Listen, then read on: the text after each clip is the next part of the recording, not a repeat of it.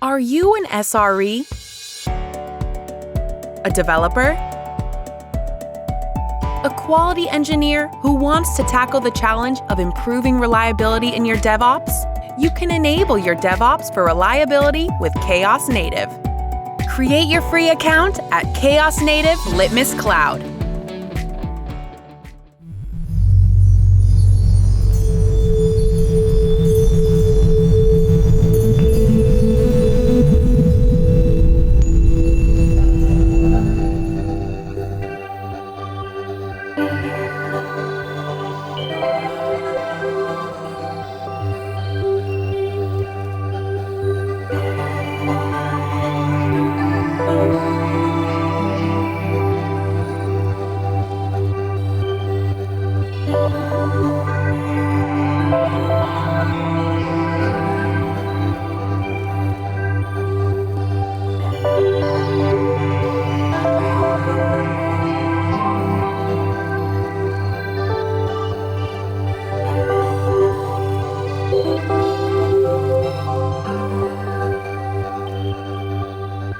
Hello and welcome to the SRE conference.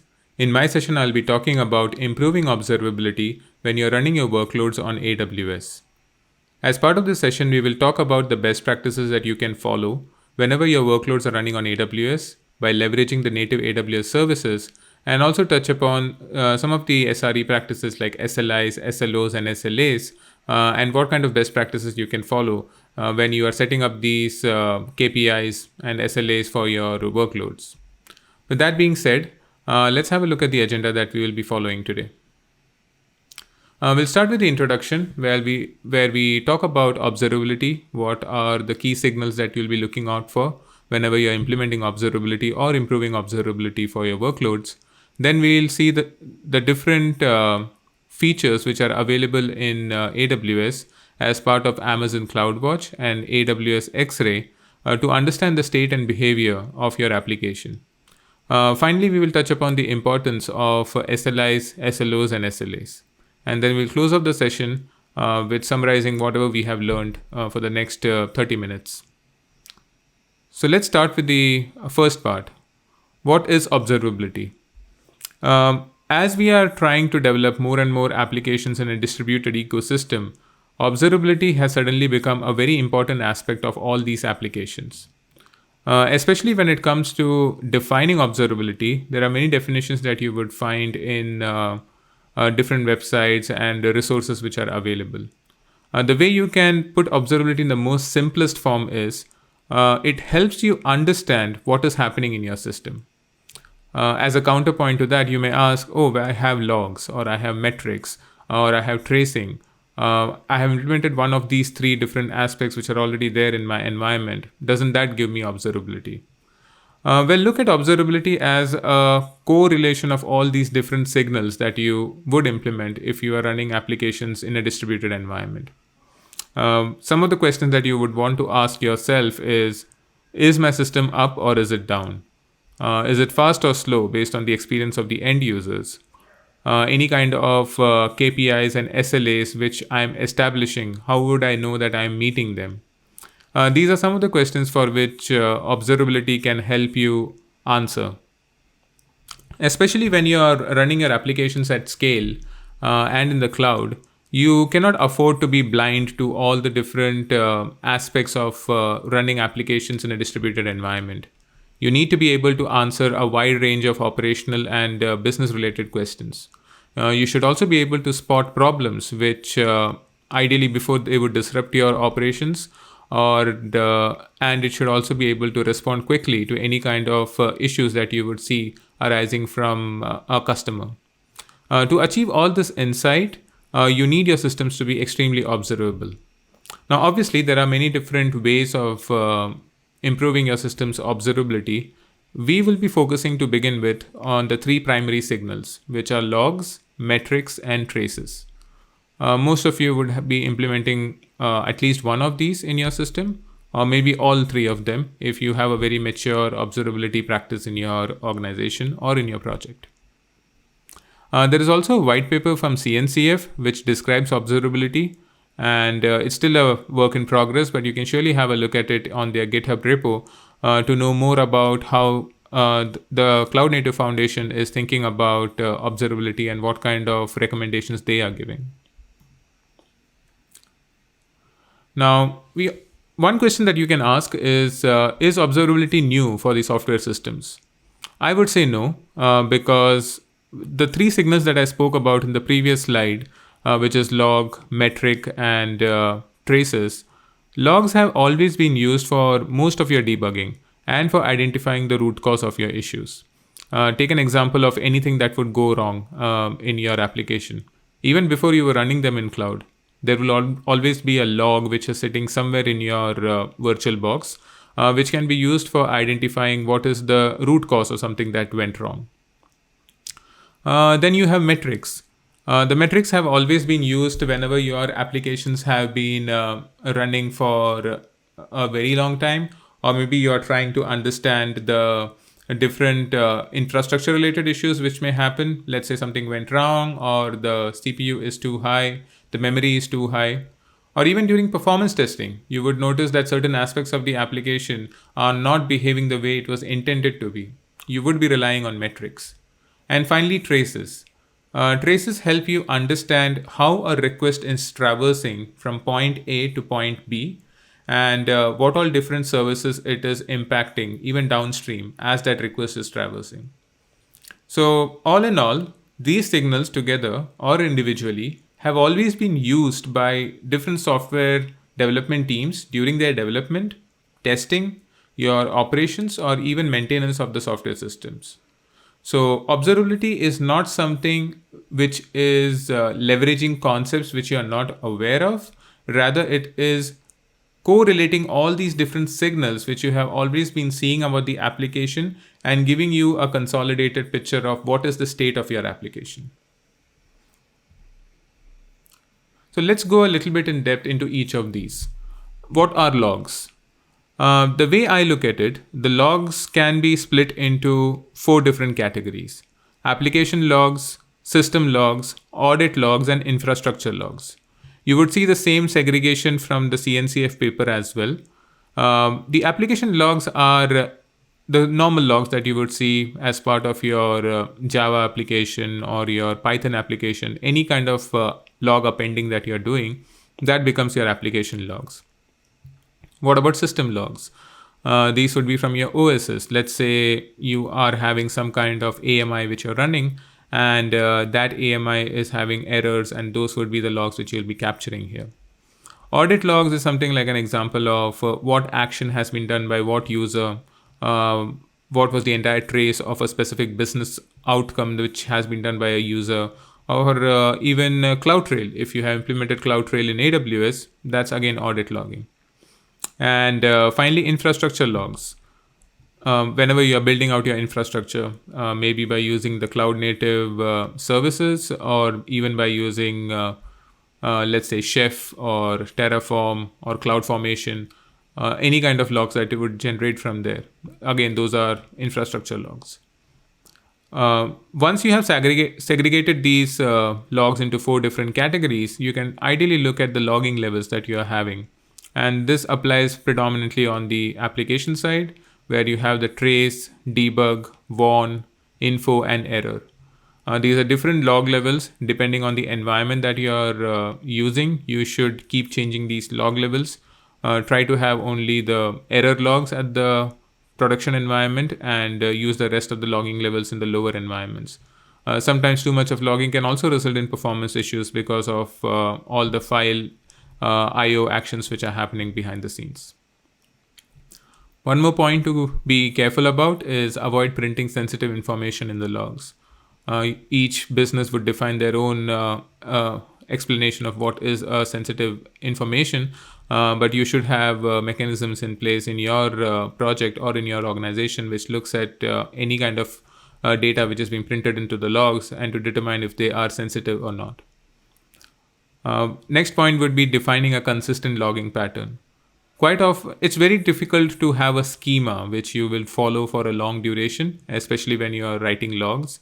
So you can use a log format, maybe by using Log4j or Logback or any of the logging frameworks that you have, and you can define a consistent logging format. The advantage is it helps you extract the information from these logs during analytics. So you may be having a centralized logging location where all these logs are being read by some team trying to find data out of it or do some analytics on the logs. A consistent logging format will help you ease that entire process of extracting information from the logs. And finally, when you're running container-based workloads, it is preferred to write your logs into a standard output or rather ST out. And when you're writing it into an STD out, all these logs can be aggregated. Let's say you're running your application in a Kubernetes cluster. You can have some daemon set operation which is running behind the scenes to aggregate all these logs by possibly using FluentBit and send it across to the destination of your choice, which can be a CloudWatch logs in the case of AWS, or you can even run those to send the logs to an Elasticsearch instance, which may be running on cloud or on-prem, depending on whatever is your choice of architecture. With that information on logs, let's have a look at metrics. Metrics often define as the performance of your system. So when we say metrics, it can be the CPU information that you're having. Let's say one of my CPU is going beyond the 70% threshold. That's a metric which says my VM is having too much of load happening on it. Or maybe there is some out of memory that is going to happen. So there is a threshold of say 70-80% that whatever threshold you have set up, that is exceeding. That's the metric for you. You can aggregate different types of data as part of this metric. It can be a numeric representation. It can be a point in time observation of a system. It can have different cardinality associated with it.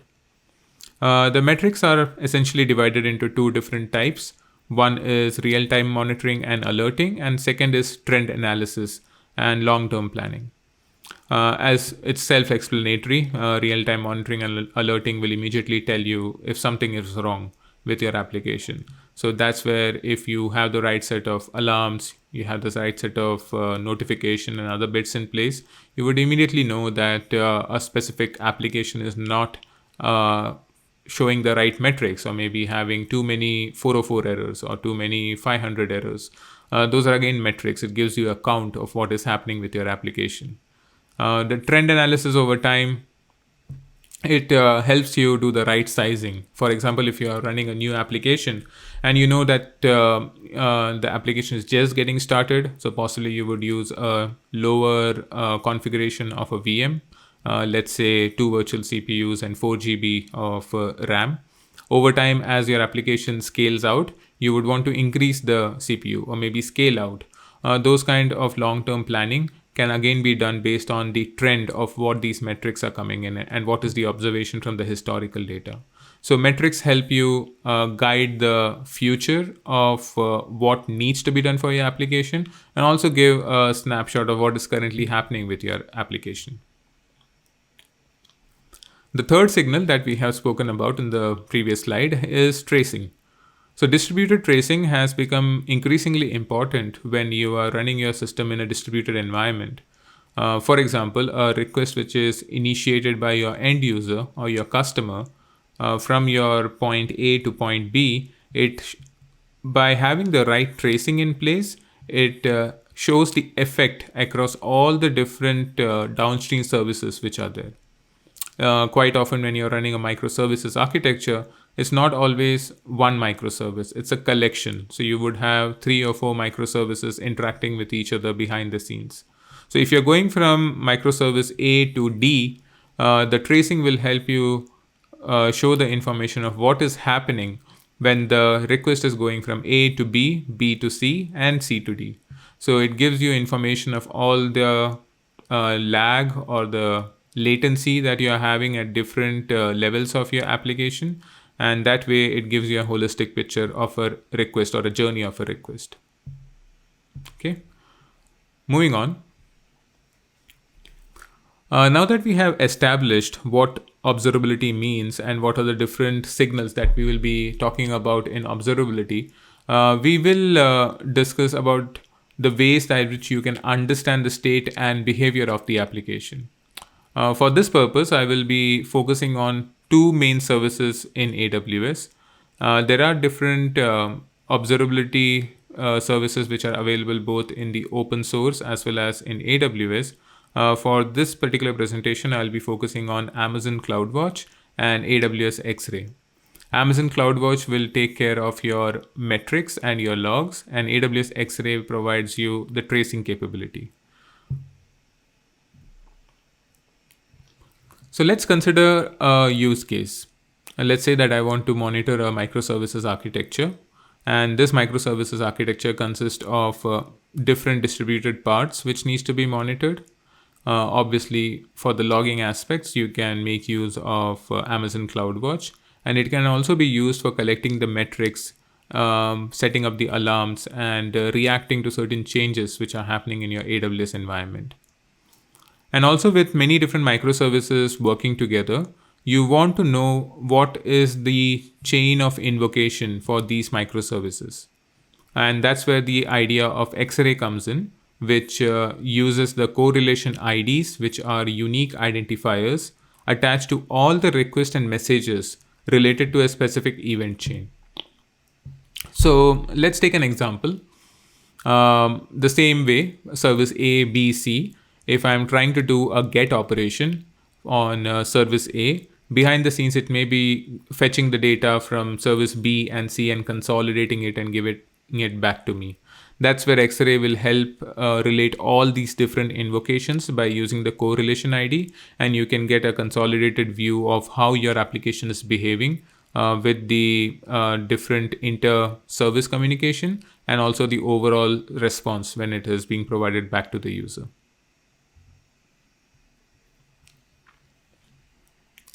So as I mentioned earlier, you have two services which we'll be focusing here for this presentation: Amazon CloudWatch and X-Ray. So CloudWatch is a monitoring and management service that provides the data and insights into AWS. With the help of CloudWatch, you will be able to get all your logs consolidated into CloudWatch logs. You can have the container insights in order to get information around the metrics on containers which may be running on your ECS or EKS orchestrators. You can make use of Service Lens to see how the different services are related to each other. You can make use of metrics and alarms. The metrics will help you get data on a number of 400 errors or the 500 errors which you're seeing for an application load balancer. And alarms will help you set up threshold. For example, if I have a CPU which is going beyond 70%, have an alarm which is going off and telling me that, okay, this is an error and there is something happening consistently where the CPU threshold is beyond 70%. You can also have anomaly detection, and that's where the earlier part of metrics being able to help you with the long-term trend analytics comes into picture, because at any point of time, if there is an anomaly in your overall operation, the metrics will help you catch that. Talking about AWS X-Ray, that's basically for tracing and analytics. This will also give you a service map, and it helps the developers to analyze and debug their production workloads, especially in a distributed environment. It can understand how your application and the underlying services are performing. And you can use X-Ray to both analyze the applications in production as well as in development. And there are different environments based on each of the customer. You can surely have X-Ray do all that in each of those environments. Okay. Now let's look at the different components that you have with Amazon CloudWatch. I did give a brief overview of Amazon CloudWatch in the previous slide. Let's take an example of one of the resource that we have here. Let's say it's an ALB, or maybe you have some kind of custom data which you need to send. So right in the left, you will be sending this custom data into CloudWatch, and CloudWatch will be responsible for getting all these metrics put together. So you can see an example here of the CPU percentage, hours per week, and again CPU percentage, etc., etc. So all these metrics are being put together by CloudWatch.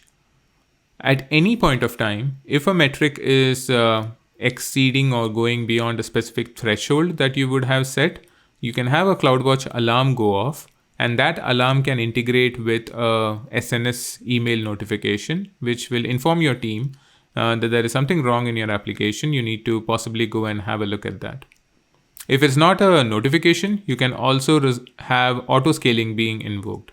So let's take an example that I have one virtual CPU and the threshold is saying that the CPU percentage has gone beyond 70%. I would like to have auto scaling kick in at this point of time. So that's where I can use Amazon CloudWatch alarms, and I can trigger an auto scaling so that my CPU count, the EC2 count for that matter, can go from a single instance to a fleet consisting of 3 or 4 different instances, and then it can scale in as well once the threshold is coming back to normal. And as a consumer, you can have a look at all these statistics. You can plot the graphs, which we will have a look at it in the next slide as well.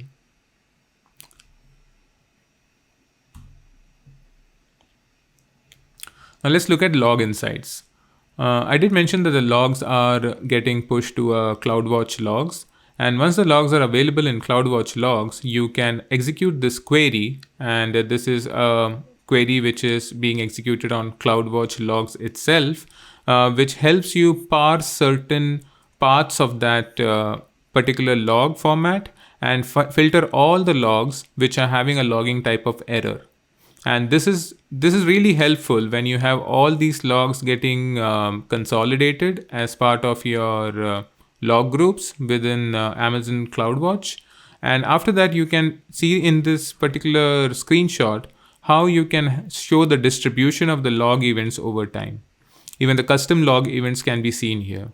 So the log insights help you look at what has happened, say from 1 a.m. all the way to 2 a.m.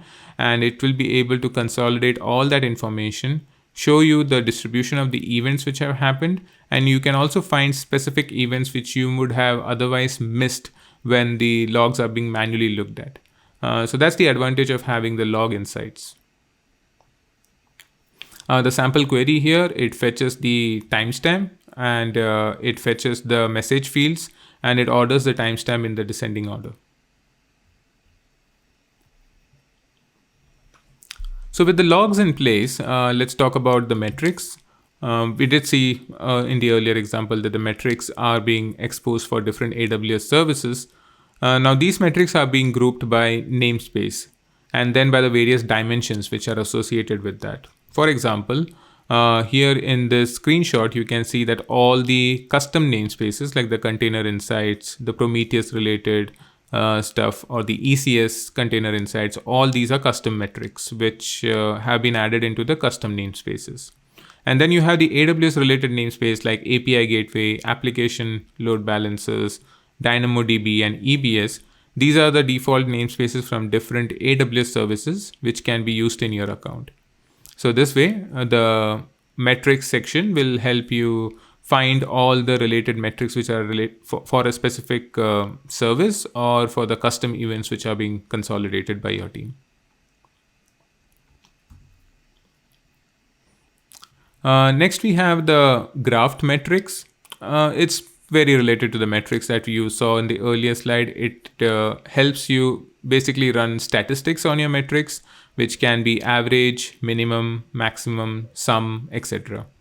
And if you look here at the right side, what you see as the red circle, it also helps you add the anomaly detection band, where you're saying that this is what my application is normally behaving, but at a certain aspects, it helps you identify, okay, this is an anomaly. So possibly something went wrong, or maybe you got a very high spike of incoming traffic at that point in time. So it helps you identify such anomalies in your regular flow of traffic and obviously in your metrics. We have been talking about alarms for quite a while. So there are basically two types of alarms. One would be the basic metric alarms and others are composite alarms. So we saw that there are metrics. So if I'm using just one metric and I am using that for creating an alarm, then that would be a metric alarm. A composite alarm, it would basically include a rule expression, and it needs to take into account the different states which are there in the alarm. So the threshold or the alarm, for example, whenever you are setting an EC2 auto scaling event, you would set up, say, that it needs to scale out whenever it is 90% and above CPU utilization, and then it would scale in whenever it's 50% or something CPU utilization. So that's the threshold that you would set up for an alarm. So you can see here that the blue line that is visible here, that's the threshold that you have set up. The value is the red one.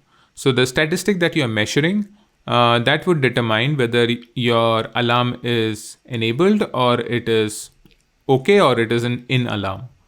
So after 3 periods over the threshold where you can say that I'm not going to say that the particular metric is an alarm unless it happens 3 times in a specific period.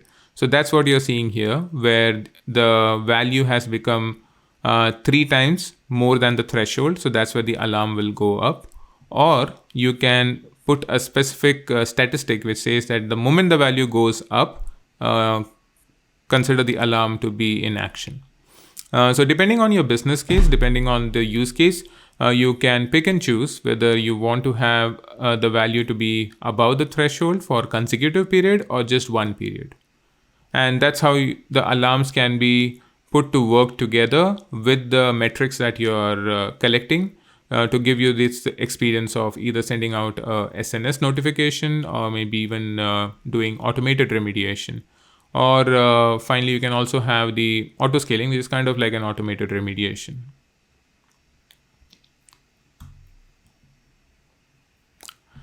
So in this example, I wanted to show about automated remediation where you are leveraging the AWS Lambda. So you can see here that, and we have a blog about this, about incident management and remediation in the cloud. In this example, you're monitoring a microservice API that is sitting behind an application load balancer. The traffic can't reach the microservice, so it times out. So you could have an alarm that is triggered to send a SNS notification to the topic when a Lambda function is being used. So the moment the alarm kicks off, this alarm is getting triggered, the SNS topic will send the notification to Lambda. And once the notification is received by the Lambda, it knows that there is something wrong with the security group. So what it will do is, it will go back and it will fix this security group, possibly edit the inbound or the outbound rules which are there. And that way you will allow the traffic to go through and through. So that's one way of doing automated remediation. You can also make use of chat ops. Is basically you integrate it with some kind of a Slack integration, and instead you post a message to your Slack channel and someone would be made aware, okay, here is something which has gone wrong. So there is multiple ways in which you can leverage the Lambda and you can leverage the CloudWatch alarm to together have this automated remediation in place by using the CloudWatch.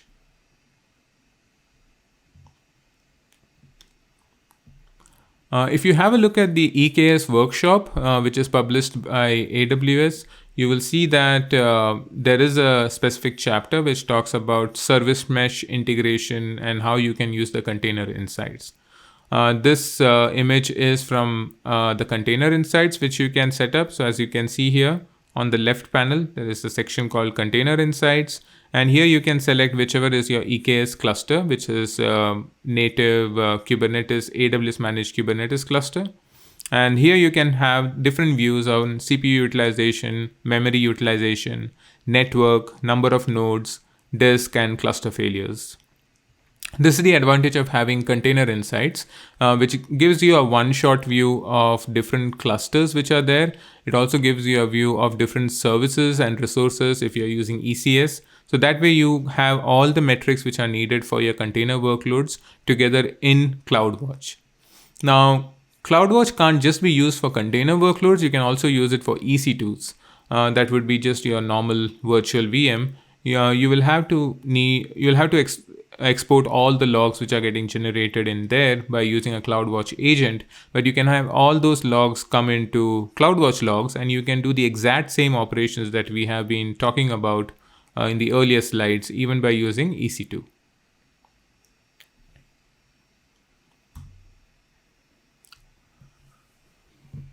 So next is have a look at the anomaly detection.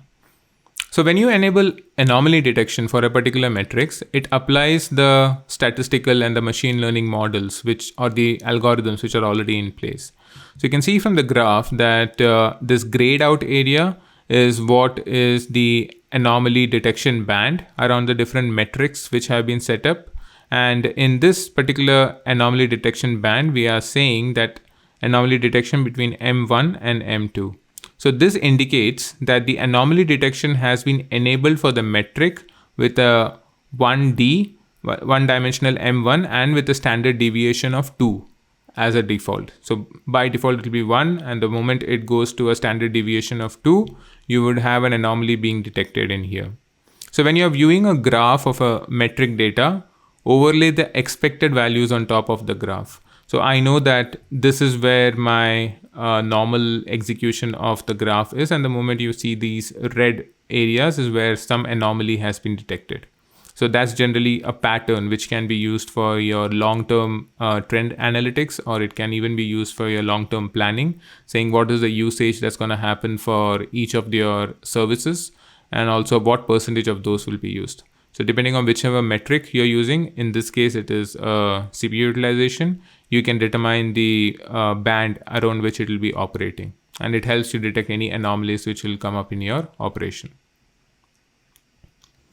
The advantage of having this sort of a setup is the moment there is something wrong from the normal baselines, your ops team will be made aware of it, and you are not being caught off guard whenever such systems are running at scale in a distributed environment. This is an example of one thing that I mentioned in the earliers, where you can consolidate all your logs by potentially running a CloudWatch agent, and then you can have the metrics and everything being shipped to the CloudWatch logs by using a FluentBit sidecar pattern. This pattern is very much common in the container space, and the Container Insight also collects the performance logs using something called as the embedded metric format. These performance log events are structured JSON schema basically, and it enables you to send high cardinality data which can be ingested, and it can be stored at scale using Amazon CloudWatch. So just to summarize here, we have seen that Amazon CloudWatch can help you take care of your logging as well as your metric needs when it comes to observability. And now we have a look at AWS X-Ray. With AWS X-Ray, going back to the first point I mentioned, it's basically about correlation IDs. So this is an example where you can see that this service of ScoreKeep is behind the scene getting the data from DynamoDB. It is keeping the session, it is updating the item, and it is ultimately putting the data into there.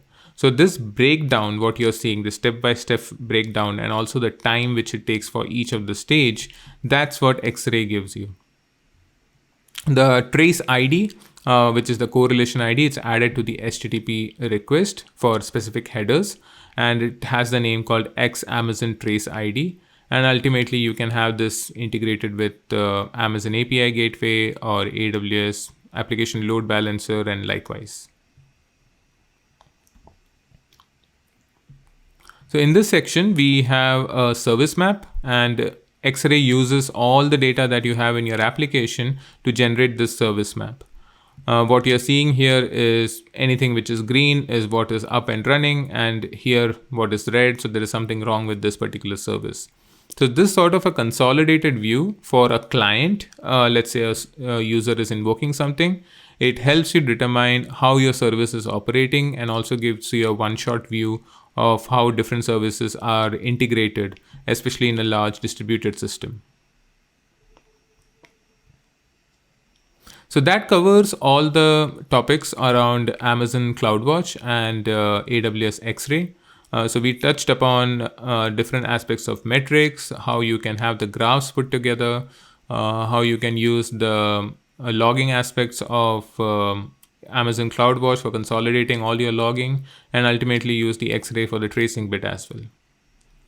Now I would like to move a little bit outside of the AWS services, which we have been talking about for the last 15-20 minutes, and just talk about the importance of service level indicators, objective, and agreement.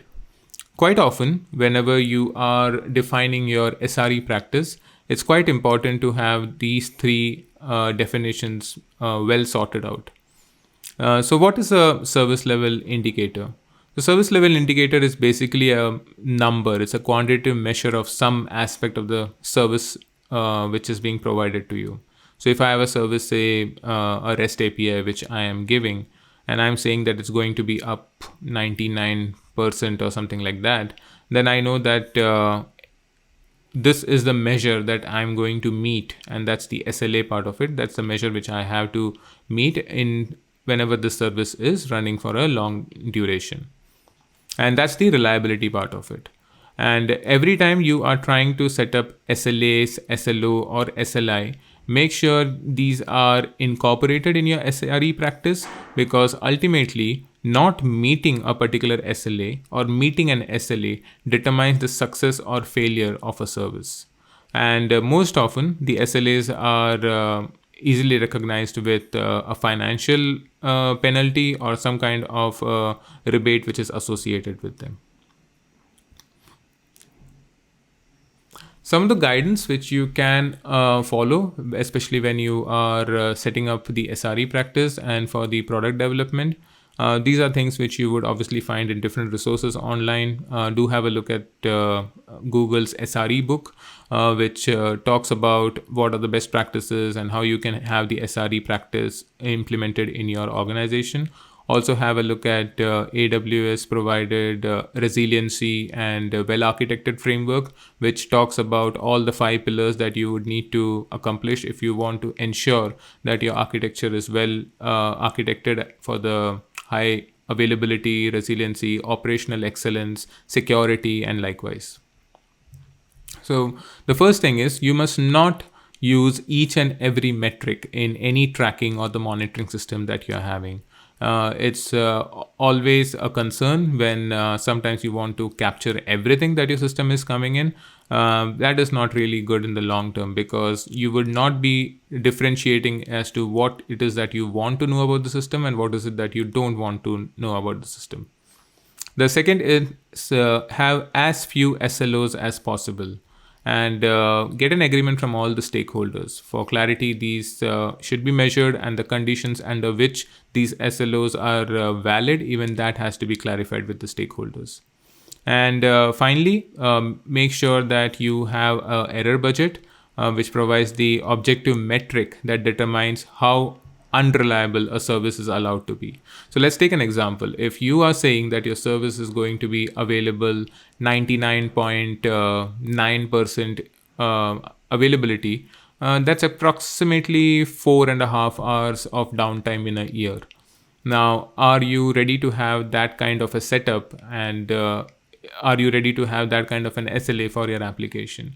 That is something which you have to discuss with your stakeholders, because the more available that you want to have your application, sometimes the cost associated with it is also high. So you need to take care of what is the DR for your application, how the application is going to behave if it is not going to be 99.9 or 99.95% availability. How is the run team going to make sure that it has the right resources, like the run book and other details about the applications? How is the handover going to be from the application team which has been building the service to the run team? What kind of DevOps methodologies you are following? Does the team have the autonomy for building and deploying certain patches or fixes for such an application? So all those things have to be taken into account when you're defining these KPIs for your application. Okay. So with that being said, let's summarize. So what did we learn here? We spoke about logs, metrics, and traces, and how all of them correlate in order to give you a better experience in the overall observability of your system. Make sure you implement the SLIs, SLOs, and SLAs for your application in consultation with the stakeholders. Evaluate how these behaviors are under different circumstances. If you're running your services on AWS, try and leverage the native tooling that is already available for logging, alarms, and dashboards like Amazon CloudWatch, and for tracing using AWS X-Ray.